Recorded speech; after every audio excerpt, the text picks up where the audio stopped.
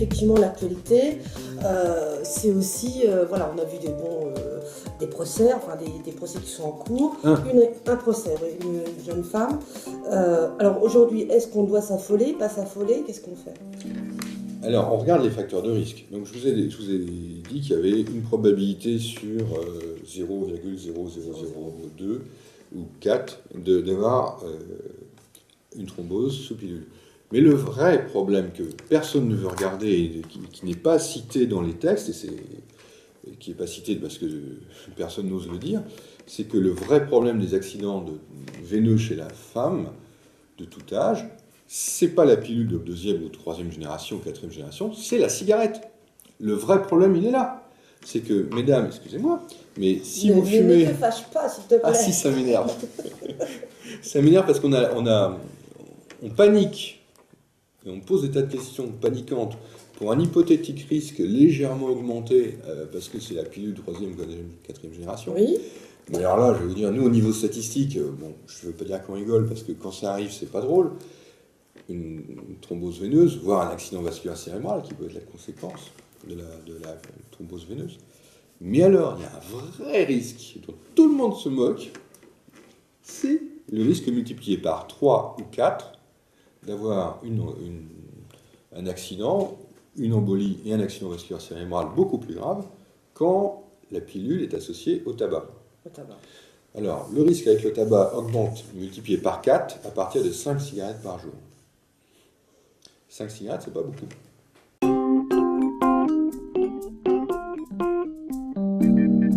Non, mais je vais quand même t'apporter une bonne nouvelle, alors. Je vais quand même lui apporter une bonne nouvelle.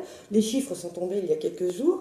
Vu avec l'augmentation du tabac, les ventes se font moins. Ah, chouette. Je suis très content. Voilà, c'est une des plus belles nouvelles de début d'année. Voilà, donc je voulais quand même te le dire. Alors, les ventes sont moindres en nombre global. Par contre, je suis malheureusement obligé de dire que les chiffres de consommation de tabac des femmes rejoignent progressivement la consommation des hommes. Et le global diminue, mais la consommation des femmes en pourcentage augmente. Alors, on pourrait se dire, bah, chouette, moi je suis très féministe, hein, donc je suis pour l'égalité des sexes, j'ai été élevé comme ça, mais quand on voit les facteurs de risque et qu'on met la pilule en plus, alors là je dis, il y a un vrai problème, quoi. Oui, ben alors là je rejoins un petit peu tout ce qu'on voit avec, je parle de communication là maintenant, est-ce qu'il n'y a pas possibilité de faire une campagne, enfin... Même si le médecin ou le pharmacien vous dit attention, évitez la cigarette, à qui incombe la responsabilité? Moi j'en suis, les bras m'en tombent certaines fois. J'ai bien expliqué qu'il y avait d'un côté des gens qui paniquent pour un risque qui existe, qui n'est pas énorme, et de l'autre côté des gens qui ne paniquent pas et qui continuent allègrement pour un risque qui est réel et un vrai problème. Et alors je vais vous donner un exemple d'hier, parce que je repenserai toujours à cette petite de 26 ans d'hier, qui fume, en lui délivrant sa pilule, une troisième génération. Je lui dis attention, vous avez un risque important, puisqu'elle venait de me dire qu'elle fumait plus d'un paquet de cigarettes par jour.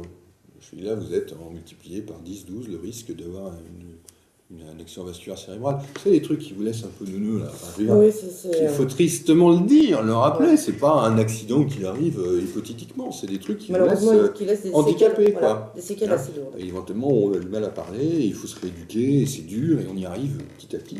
C'est très bon. Et ça, je le souhaite à personne. Et donc, cette petite me dit, je vais voir ça avec mon gynécologue. En gros, ça ne vous concerne pas. Mais si, ça nous concerne tous. Ça nous concerne pharmaciens, médecins, infirmiers, toute personne qui s'occupe de la santé. Et ça concerne la moitié des femmes aujourd'hui en âge de procréer. Ouais.